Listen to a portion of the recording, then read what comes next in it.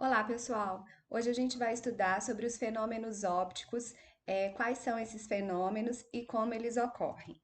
Bom, fenômenos ópticos são eventos observáveis a olho nu, resultantes da interação da luz com a matéria.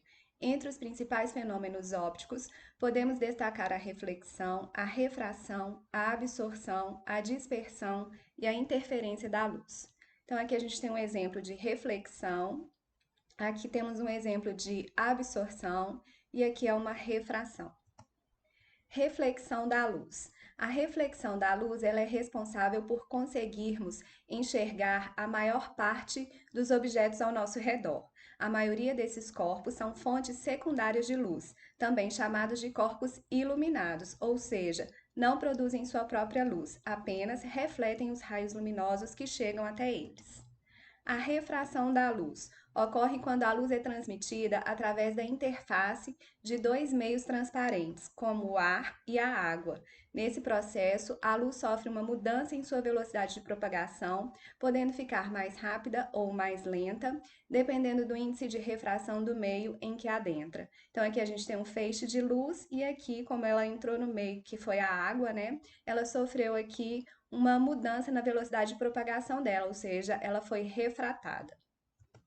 A absorção da luz. Certos pigmentos, como as tintas azuis, vermelhas, verdes, assim como outros elementos, são capazes de absorver determinadas frequências de luz.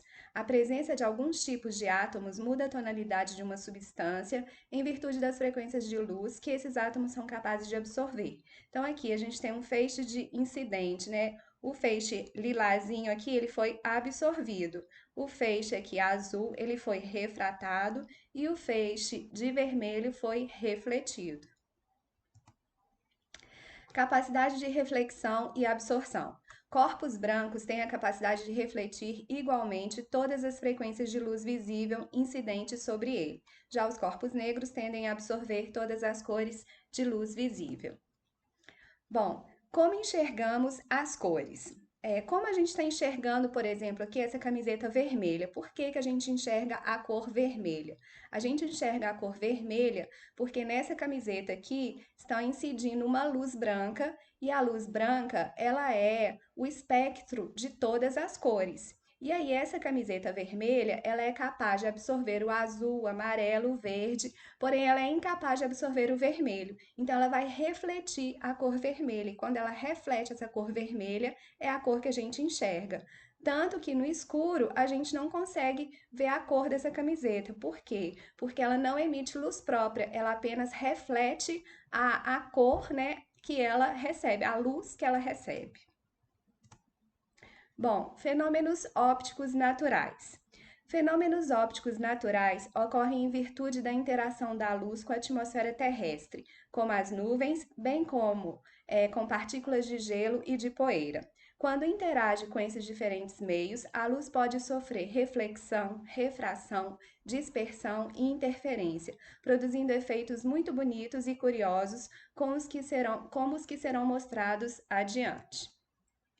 A aurora boreal é um fenômeno luminoso que ocorre quando as partículas emitidas pelo Sol, chamadas de vento solar, adentram as regiões atmosféricas polares, que apresentam campos magnéticos mais concentrados com altas intensidades. Essas partículas são eletricamente carregadas, por isso, ao adentrarem os polos, sofrem deflexões, emitindo luzes verdes e azuladas nesse processo. É muito bonito a aurora boreal.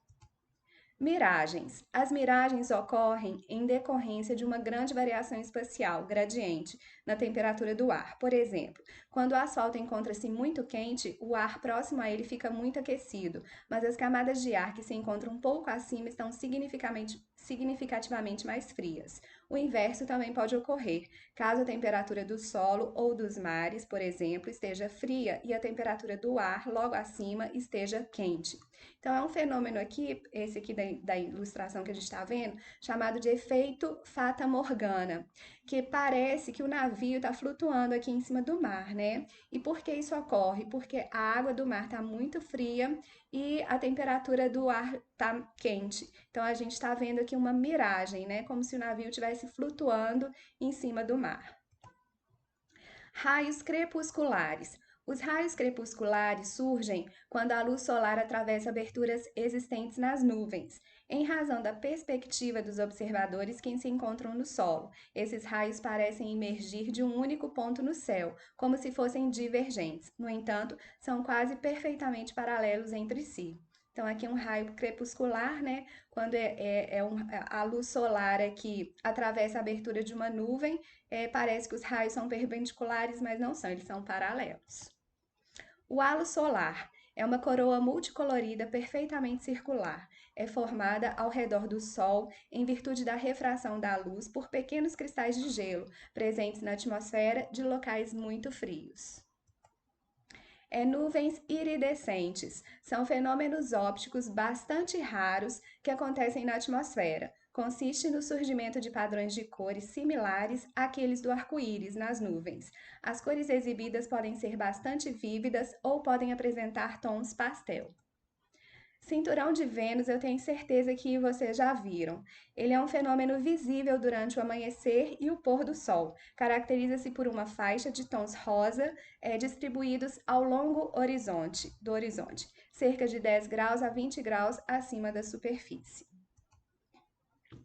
Bom, e o arco-íris? Ele se forma em razão da separação das cores que formam a luz solar. A luz do Sol é uma onda de luz branca formada por várias cores. Quando essa luz incide sobre uma gota de água e os raios luminosos penetram nela e são refratados, sofrendo assim a dispersão. Então, o fenômeno do arco-íris é um fenômeno da refração da luz, né? Quando essa luz do Sol ela passa pelas gotículas de água, né? A luz é refratada e aí origina o arco-íris. Tanto que o arco-íris ele aparece, né, depois que dá aquela chuvinha e aí o tempo abre, né? O céu abre e dá aquele solzinho. Então aí as gotículas de ar que ficam em suspensão aqui essa projeção da luz é que faz a refração e a gente aí enxerga o arco-íris. Nos locais de cachoeira, a gente também pode visualizar assim, um arco-íris, por causa também dessa suspensão de partículas de água que ficam aí no ar, na atmosfera. Bom, então, pessoal, por hoje é só. Diz a lenda que no final do arco-íris tem um pote de ouro, né? Eu acredito que tem um pote de ouro mesmo, não em dinheiro, mas de luz. Então é isso aí, muito obrigada e dúvidas estou à disposição. Tchau, tchau.